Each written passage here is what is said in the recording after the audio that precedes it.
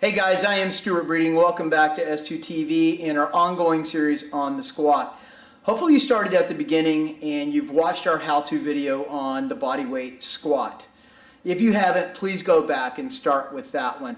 Now, we spent 20 minutes doing that video and we honestly could have spent an hour on that exercise. There is a lot going on with this exercise, guys. I would say 9 out of 10 people that come in cannot do a body weight squat perfectly. They've lost both mobility, flexibility, strength in their core and hips, and they're just unable to do this exercise as well as they should be able to, especially before we start to load their bodies with weight. It makes no sense if you can't do a body weight squat perfectly, and that means below parallel with a straight neutral spine, and then stand up with a straight neutral spine, that you should be progressing with weight on your body. It is a recipe for disaster, folks. There's a lot going on with this exercise. Certain muscles are isometrically contracted. Certain muscles are relaxing, elongating eccentrically. Certain muscles are shortening concentrically. All this is happening at one time. In many ways, the squat is like a controlled demolition of a high-rise building, where you see in sequence the explosion taking place and the building collapsing upon itself. Well, in the human body, that's called triple flexion, triple extension, where the hip, knee, and then ankle are breaking.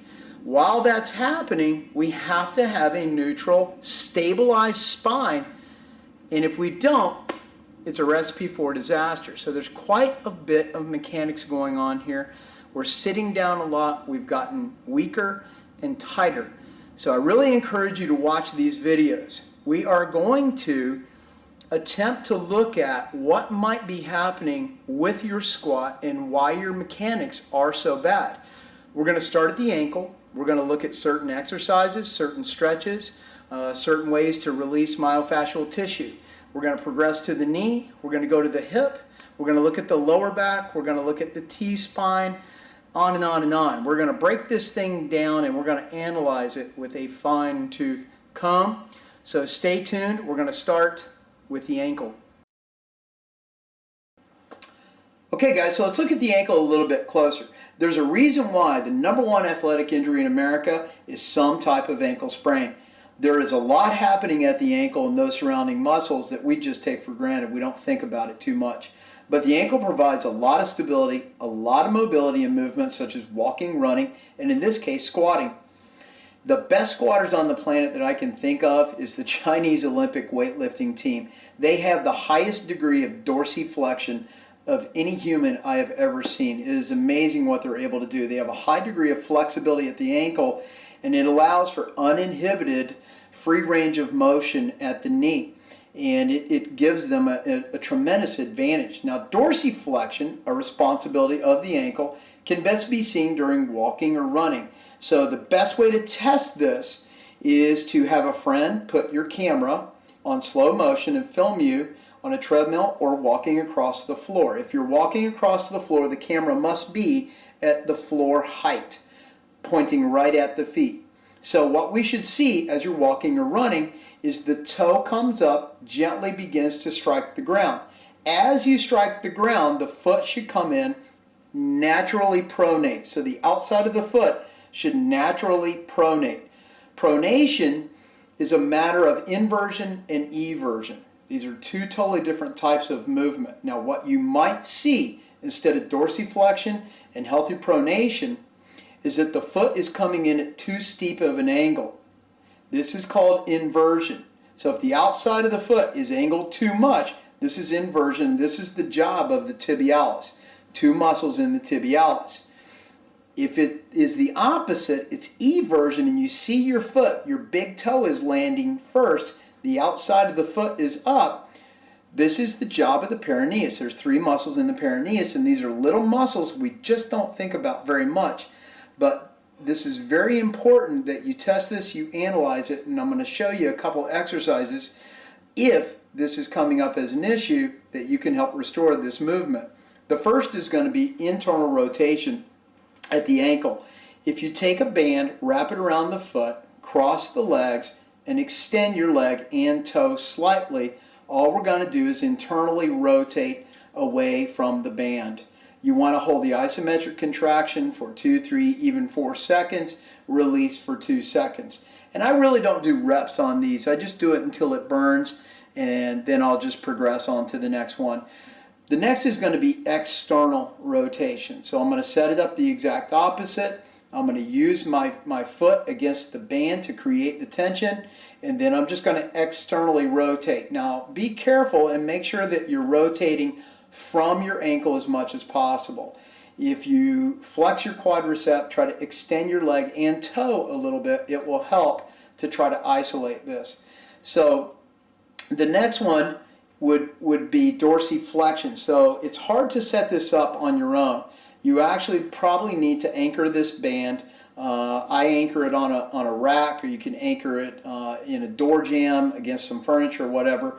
But you're pulling your toe back against the shin and releasing slowly.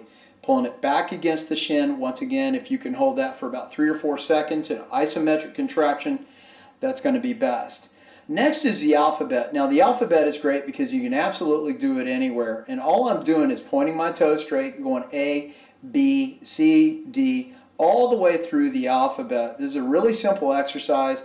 Physical therapists are always trying to encourage people with ankle sprains to do this exercise. It's easy to do because most of you are sitting on your butt anyway, and this is a great thing to just get mobility, movement back in the ankle. The next thing I love to do is anything on a disc or a BOSU. I use them quite a bit, and they provide a great degree of stability at the ankle. So if you're using a BOSU, you want to use the blue side of it, but a disc, you can get them for $10. You can get them anywhere. A disc lunge is a great way to force stability in that ankle. I'm trying to load the disc as much as possible with my body weight, keeping it flat to the floor. So I don't want my ankle, or I don't want to be in dorsiflexion, I don't want to be in eversion or inversion. I want that foot to stay as flexible as possible, and it's going to be tremoring quite a bit. So just note that that ankle should be burning, and if it's not, you need to look at probably why. The next is a couple of stretches that I think will help you a little bit. It's hard to stretch those small muscles. It's hard to stretch the tibialis muscles in the peroneus. They're in a precarious position to stretch.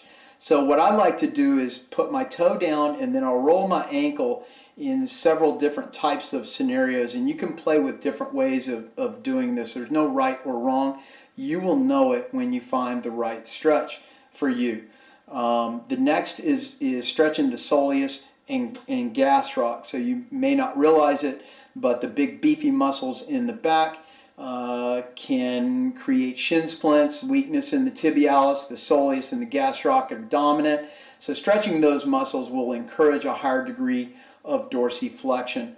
The next would be SMR and also trigger points. SMR is just basically loading that gastroc and soleus on a foam roller or a rumble roller, and just allowing for a slight bit of movement. What I'm trying to do is find trigger points in my soleus and gastroc and just let that rumble roller sit right on that trigger point and just move very, very slightly.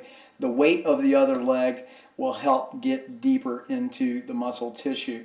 Trigger points are hard to do on your own, but you can work through them. So if you just try to find some of those trigger points in your tibialis, for instance, you can move through a range of motion, move through a degree of dorsiflexion, hold that for about 4 seconds, release it slowly, move on to the next trigger point. So I can only hope that this video has been a little bit enlightening for you. There's a lot going on. It's hard to put in all of these corrective exercises in a regimen, I know. Hopefully if you do this test, you don't see these ankle issues come up and you can check them off the box. But if your squat is starting to bother you, this is probably a great place to start. Thanks for watching.